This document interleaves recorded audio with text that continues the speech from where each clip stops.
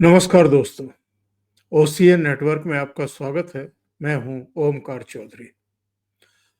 वो किसी गांव में एक फकीर दो दाने मांगने के लिए आता था, घर घर जाता था, अपना जितना अनाज मिल जाता था उसको पिसवा करके 2 जून की रोटी का इंतजाम करता था। अब एक ऐसे कुतिया या कुत्ता उसके पीछे पड़ गया।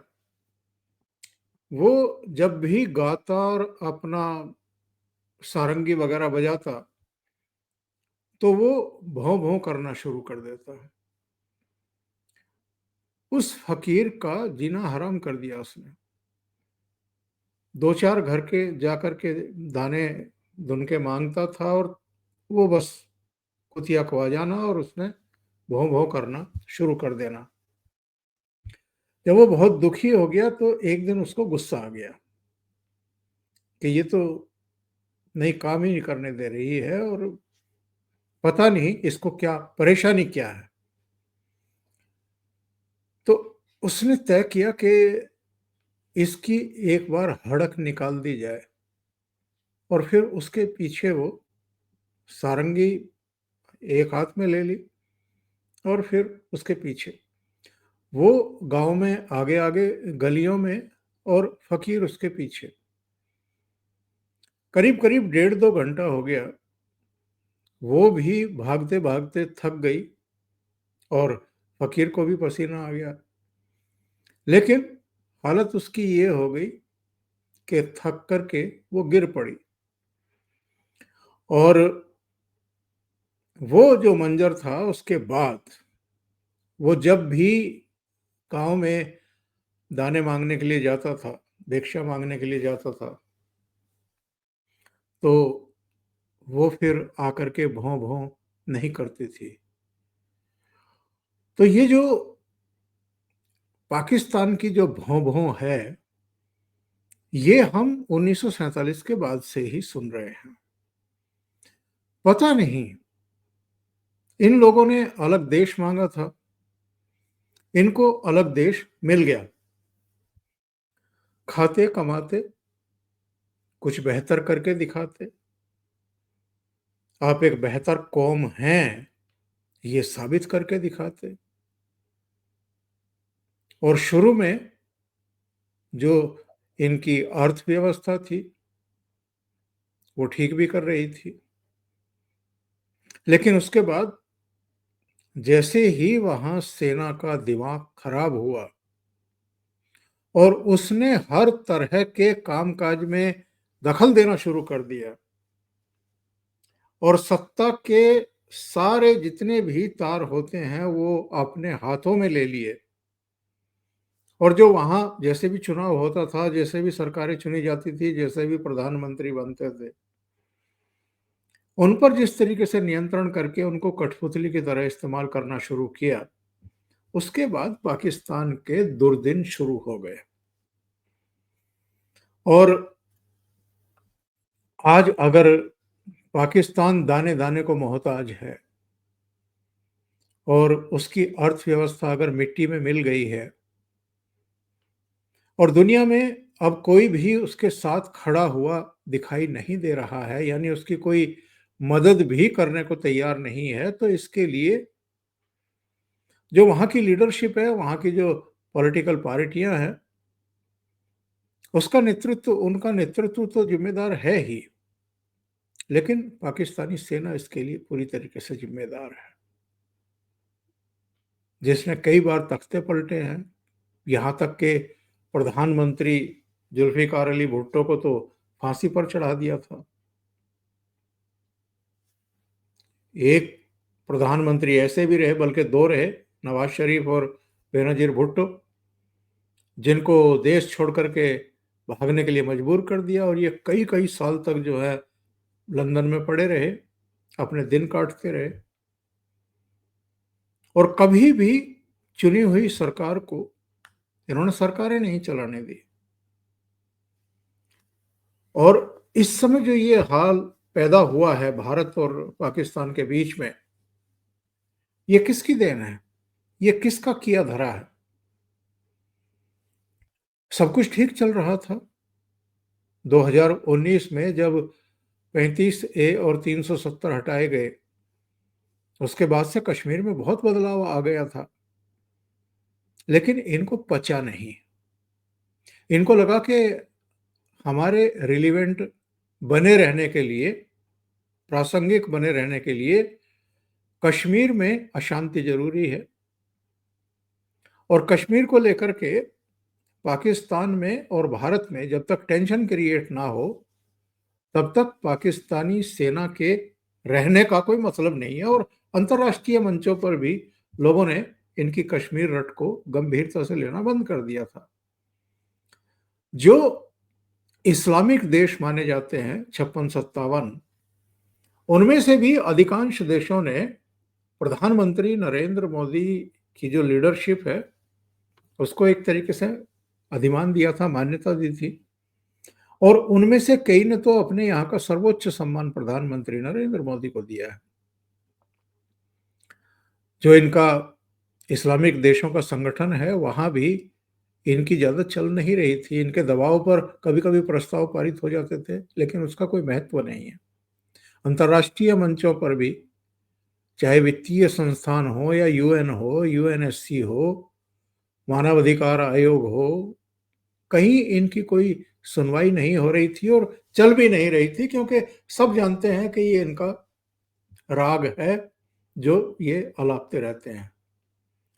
तो ये जानबूझ करके एक ऐसा कांड कराया गया आर्मी चीफ आसिम मुनीर के द्वारा पहलगाम में, ताकि टकराव के हालात पैदा हों, अंतर्राष्ट्रीय स्तर पर कश्मीर की फिर से चर्चा होने लगे।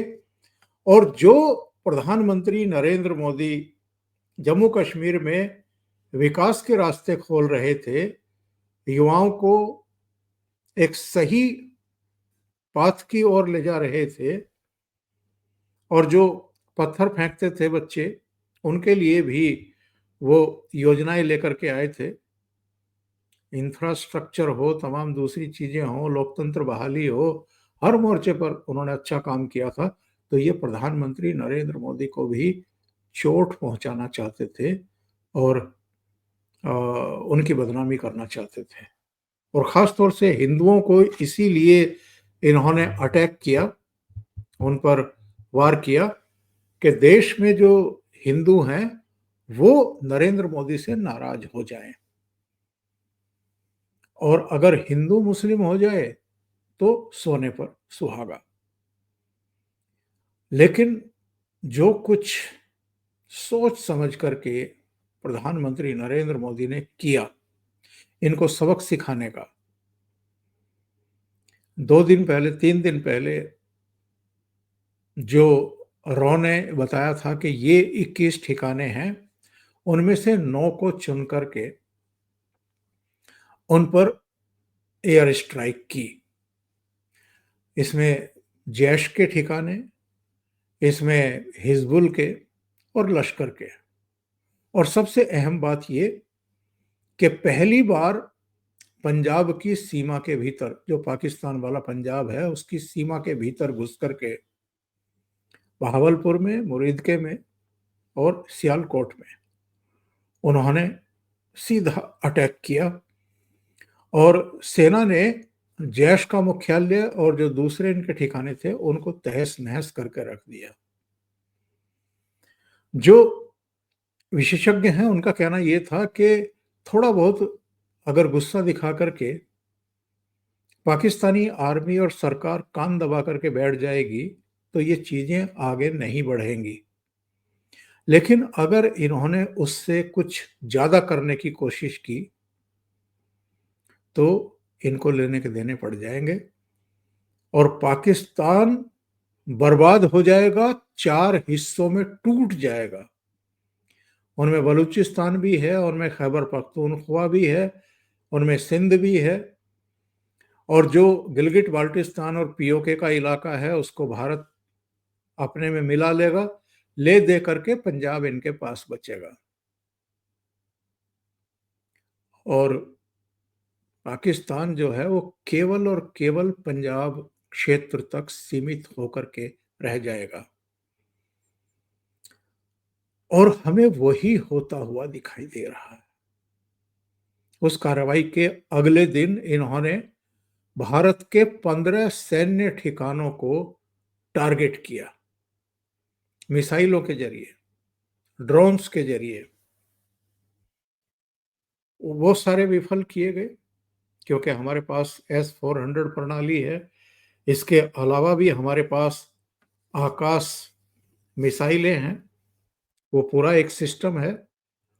और हमारे पास एंटी एयरक्राफ्ट गन एक सिस्टम है, जिसको MRSAM कहते हैं। हमारे पास ZU-23 है, हमारे पास L-70 है जो स्वीडिश है। इसके अलावा हमारे पास शिल्का है। ये सारे ऐसे anti aircraft, anti missile system हैं जो हमारे यहाँ पहले से काम करते रहे। और उसमें सोने पर सुहागा S-400 जो हमें सोवियत संघ से मिला, हमें रूस से मिला और समय से मिला। उसकी 4 यूनिट बड़े समय से आ गई थी। उन्होंने इनके सारे प्रयासों को विफल कर दिया। ये अटैक करना चाहते थे हमारे सैन्य ठिकानों पर, वो पूरी तरीके से विफल हो गए। भारत में बैठे हुए बहुत सारे लोग और दूसरे देश भी, इंक्लूडिंग चीन, अमेरिका, खाड़ी के देश, तमाम यूरोपियन यूनियन, सबका मानना था कि एक दिन इन्होंने कर लिया, अब ये चुप करके बैठेंगे। लेकिन दूसरे दिन भी ये बाज नहीं आए। इन्होंने फिर से जम्मू कश्मीर से लेकर के और जैसलमेर तक और यहां तक के गुजरात में भुज तक फिर से सैन्य ठिकानों को और यहां तक के नागरिक ठिकानों को भी निशाना बनाया, अटैक किए। और इस बार इन्होंने ड्रोन्स और मिसाइलों का ही प्रयोग नहीं किया, बल्कि लड़ाकू विमानों का भी सहारा लिया। और उसका नतीजा क्या हुआ? 4 विमान इनके भारत ने गिरा दिए। इनमें 2 FJ-17 हैं, जिनको चाइना जो है वो 5th जनरेशन का लड़ाकू विमान बता करके, यानी अत्याधुनिक तकनीक पर आधारित विमान बता करके, क्योंकि चीन को चूरन बेचना तो आता है और ऐसे लोग उसके चालों में फंस जाते हैं। तो वो FJ-17 2 मार गिराए। एक अमेरिका से जो खरीदे हुए इनके विमान हैं F-16, एक वो गिराया गया। और चौथा विमान इनका जो टोही विमान है, निगरानी विमान है और आकाश में जो लड़ाई के समय, युद्ध के समय दूसरे विमानों को दिशा निर्देश जारी करता है, अवाक्स, पाकिस्तान के पास 2 ही हैं, उनमें से एक भारत ने गिरा दिया। और ये सारा घटनाक्रम बृहस्पतिवार और शुक्रवार की रात को हुआ। ये भूल जाते हैं कि भारत के पास अब अत्याधुनिक रक्षा सुरक्षा प्रणाली है, बेहतरीन तकनीक है, एक लड़ने वाली शानदार अत्याधुनिक सेना है और प्रधानमंत्री नरेंद्र मोदी के रूप में एक सुलझा हुआ नेतृत्व है, दृढ़ इच्छा शक्ति वाला, संकल्पों वाला, जो उसको सिद्धि में परिवर्तित करना जानता है, ऐसा नेतृत्व है। और उनके साथ एक टीम, गृह मंत्री अमित शाह, रक्षा मंत्री राजनाथ सिंह, विदेश मंत्री एस जयशंकर। जब से यह घटना हुई है पहलगाम की, तब से प्रधानमंत्री लगातार तीनों सेनाओं के अध्यक्षों के भी संपर्क में, अपने रक्षा मंत्री, अपने विदेश मंत्री, अपने राष्ट्रीय सुरक्षा सलाहकार, लगातार मीटिंग पर मीटिंग वो कर रहे हैं, हर रणनीति बना रहे हैं। और उसी का नतीजा है। और जो इनके संभावित हमले हो सकते हैं उसका पूर्व अनुमान और उससे निपटने के लिए इनकी रणनीतियां, ये जो कारगर एक एकजुटता का प्रयास है और रणनीति बनाने का एक उनका पहले से ही जिसको कहते हैं प्रिवेंटिव एक प्रयास था, उसी का नतीजा है कि पाकिस्तान लगातार कोशिश कर रहा है, युद्ध भड़काने की कोशिश कर रहा है, भारत को उकसाने की कोशिश कर रहा है, लेकिन खुद ही बुरी तरीके से चोट खा रहा है। बृहस्पतिवार की रात को इनके केवल 4 विमान नहीं गिरे हैं, सैकड़ों ड्रोन और 8-9 मिसाइलें ही ध्वस्त नहीं की गई हैं। जम्मू से लेकर के उधमपुर और नीचे पठानकोट, फिर जालंधर, अमृतसर की तरफ, फिर और नीचे चले जाएं तो जैसलमेर और नीचे गुजरात, भुज तक, हर जगह जो हमारा एंटी एयर मिसाइल जो हमारा प्रोग्राम है, प्रणालियां हैं अलग अलग, उन्होंने हर जगह इनके दांत खट्टे किए। तो केवल इनके विमान नहीं गिरे हैं, बल्कि इनके मंसूबों को भी प्रधानमंत्री नरेंद्र मोदी ने मिट्टी में मिलाने का काम किया। और अगर इसी राह पर, यानी टकराव के राह पर पाकिस्तान आगे बढ़ता रहा और युद्ध की स्थितियां पैदा करता रहा, तो आप ये तय मान लीजिए कि पाकिस्तान के कई टुकड़े होने वाले हैं। बलूचिस्तान अलग, खैबर पख्तूनख्वा अलग, सिंध अलग, और गिलगिट बाल्टिस्तान और पीओजे के, इस पर भारत का मुकम्मल कब्जा फिर से होगा। और मुझे नहीं लगता है कि जो इस समय प्रधानमंत्री नरेंद्र मोदी का संकल्प है और जितना वो शांत रह करके अपने गुस्से पर नियंत्रण पा करके इनको सबक सिखा रहे हैं, उसके बाद ये इस कंडीशन में भी रह पाएंगे कि फिर से किसी का धर्म पूछ करके उसकी हत्या कर सकें। वैसे अभी पुष्टि होनी बाकी है, जो विदेश मंत्रालय है उसकी प्रेस कॉन्फ्रेंस फर्स्ट हाफ में ही होने वाली है, 9 साढ़े 9 बजे ही हो जाएगी।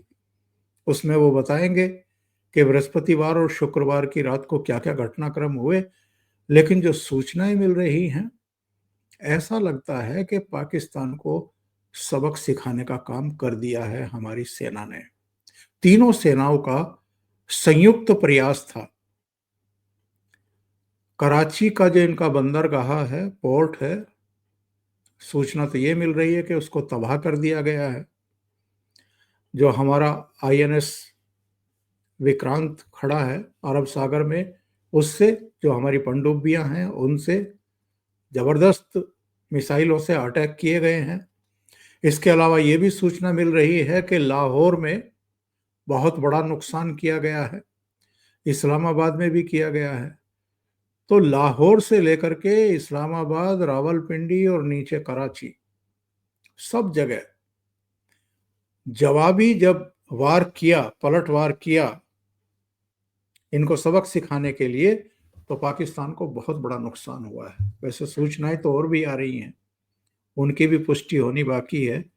सूचना तो यहां तक आ गई थी कि सेना प्रमुख आसिम मुनीर को हिरासत में ले लिया गया है, गिरफ्तार कर लिया गया है, और एक शहजाद नाम के दूसरे सैन्य अधिकारी हैं, उनको शरीफ सरकार ने कमान सौंप दी है सेना की, लेकिन इनकी पुष्टि होनी है।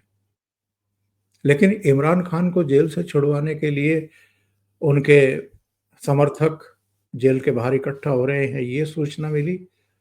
खैबर पख्तूनख्वा में, उधर बलूचिस्तान में एक पाकिस्तानी सेना का व्हीकल उड़ा दिया गया जिसमें 12 सैनिक सवार थे। और इनके सभी एयरपोर्ट जो हैं वो बंद पड़े हैं। कुछ उड़ानें अबू धाबी के लिए, मस्कट के लिए, सऊदी अरब वगैरह के लिए, एक आध लाहौर से, कुछ इस्लामाबाद से और या फिर ऊपर काबुल से, अफ़गानिस्तान से, पाकिस्तान के ज़रिए होकर के जा रही हैं, वरना पूरा पाकिस्तान इस समय उसका आकाश बिल्कुल खाली है। तो अभी के लिए इतना ही। बहुत-बहुत धन्यवाद। अगर आपको ये चैनल और इसके कंटेंट पसंद आ रहे हैं, तो लाइक करें, कमेंट करें, वीडियो को शेयर भी करें। अभी तक अगर आपने ये चैनल सब्सक्राइब नहीं किया है, तो सब्सक्राइब कर लें और साथ में लगे बेल आइकॉन को दबाना ना भूलें, ताकि आगे आने वाले वीडियो और उनके नोटिफ़िकेशन आप तक पहुँचते रहें। बहुत-बहुत धन्यवाद। नमस्कार।